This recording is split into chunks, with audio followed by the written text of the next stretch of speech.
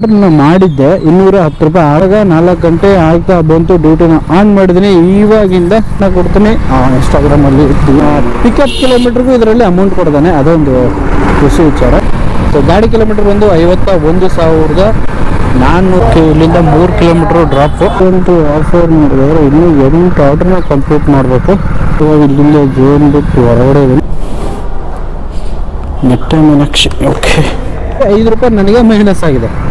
Girls hostel ಹೊರಗಡೆ food almost Rewa university ಎಲ್ಲ ಗೊತ್ತಾಯಿತು. ಸೊ ತುಂಬ ಹೊತ್ತಾದ್ಮೇಲೆ ಸ್ವಿಗ್ಗಿ ಅರ್ಧ ಗಂಟೆ ಮೇಲಾದರೂ ಒಂದೊಂದು ಆರ್ಡರ್ ಬೀಳಲ್ಲ. ಅಂದರೆ ಇದು ಸ್ವಲ್ಪ ಆಗ ಎಷ್ಟೊತ್ತಾದ್ಮೇಲೆ ಒಂದು ಬರ್ಗರ್ ಕಿಂಗಿಂದ ಒಂದು ಬಿದ್ದೈತೆ. ಸೊ ಇನ್ಸೆಂಟಿವ್ ಕೊಡಲ್ಲ ಆಮೇಲೆ ಪೆನಲ್ಟಿ ಆಗ.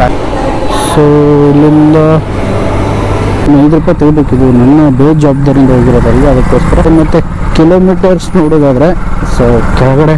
ಸೊ ಇದು ಪಾರ್ಟ್ ಟೈಮ್ ಆಗಿ ಅರ್ನ್ ಮಾಡ್ತಕ್ಕಂಥ 5 ರೂಪಾಯಿನ ಮೈನಸ್ ಆಗಲಿಲ್ಲ ಅಂದರೆ 400 ರೂಪಾಯಿ ಇವಾಗ.